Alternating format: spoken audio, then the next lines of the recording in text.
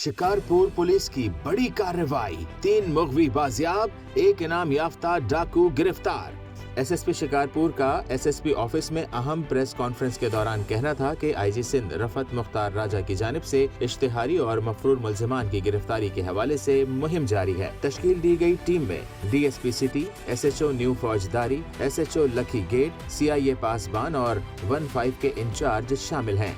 तश्कील दी गई टीम की जानिब से इश्तिहारी और मफरूर मुलजिमान की गिरफ्तारी के लिए 2 मुख्तलिफ मकामात पर कामयाब कार्रवाई की गई।